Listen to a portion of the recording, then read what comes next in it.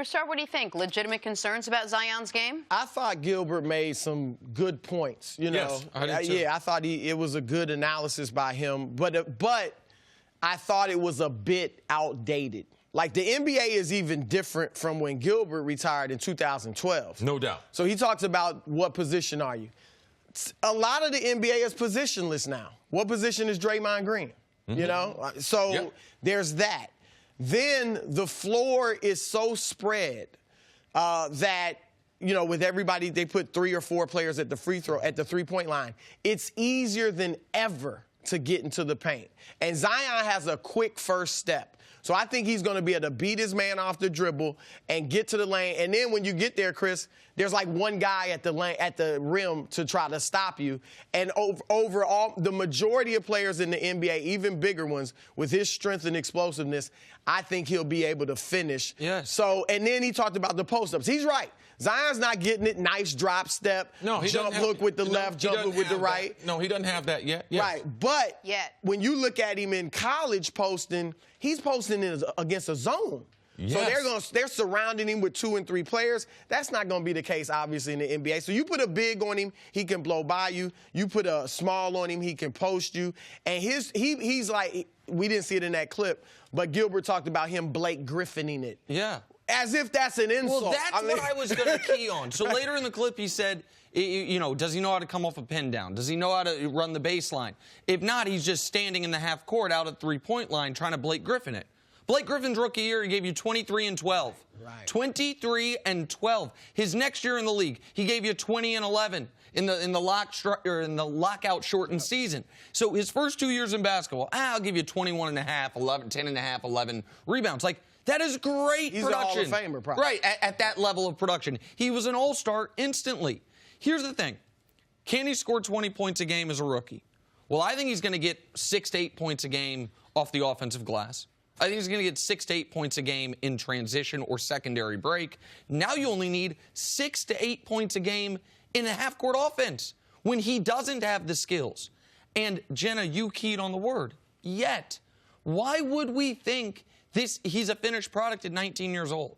Why would we think he has learned all the basketball he's going to learn when he has had 6 months of real coaching? I don't know who his high school coach was, but when I'm talking about real professional collegiate or NBA coaching, like, of course he has deficiencies. And of course, guys that haven't had to learn great footwork, it's not fun to learn footwork. You ever been to AAU practice? There's one kid usually on a basket by himself practicing his footwork because he's really tall and not that athletic, and he's going to have to be great at it. The great athletes in high school basketball don't learn footwork. It's one of the reasons Joel Embiid stood out so much at Kansas, was he had this amazing footwork as a 19-year-old. We don't see that. So, of course, there's deficiencies, but the things he does well, I think, instantly translate to the NBA. And as you pointed out, some of the defenses against him, while defensive players are better in the NBA, the lack of a zone will make it so widen things up for him so much. And the way the NBA is so much more focused on the three-point game than college basketball because the shooting's so much better, that will open things up enormously for All right, so is there anything then that concerns you right now from his transition from college to the pros? I'm concerned about all players' development. I'd never appropriate, oh, he's going to grow. That's the Ben Simmons example to me. Like, no, I didn't appropriate. No, this is what he needs to work on. Well, all guys get better. Not 100%. Right.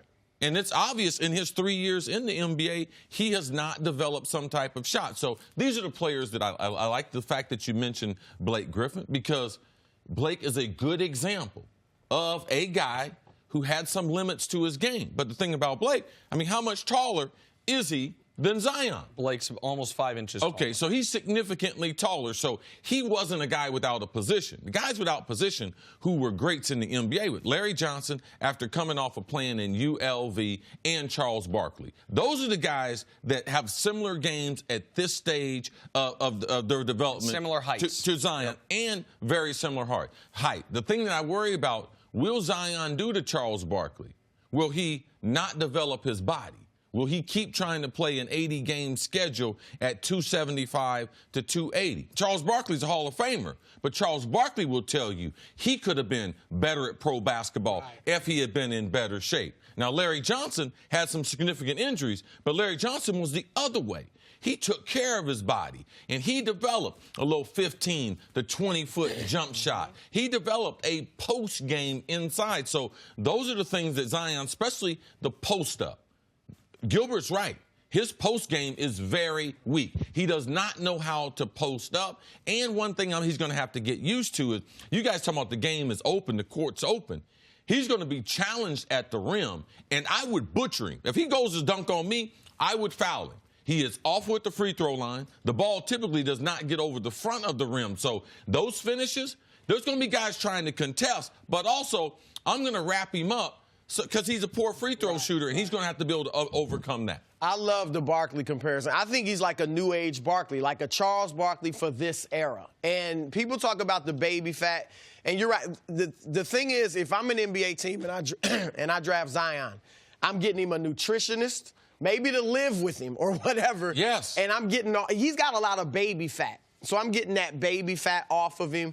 And the thing I like about Zion, too, is I believe for all his physical gifts, he has the intangibles. He has this joy for the game. Yes. How many kids at his age are defending, especially guys that are putting up those numbers offensively? He defends the ball. He runs the floor. Great anticipation. Right. And I like, Chris, what separates him from the majority of great young players today, he can be effective without the ball in his hands. Like, he moves without the ball. He never had it at Duke, so I like that. And we saw in the loss, and we saw it throughout the season, he seems to be a great teammate. Right. And he seems to be, if you watched, you would love it, Jenna, his interview at his locker after the loss in the tournament, how mature and wise beyond his years he is. And he's dealt with a level of scrutiny. Now, it'll get higher, but he's the most scrutinized college athlete I've seen, or prep athlete, since LeBron.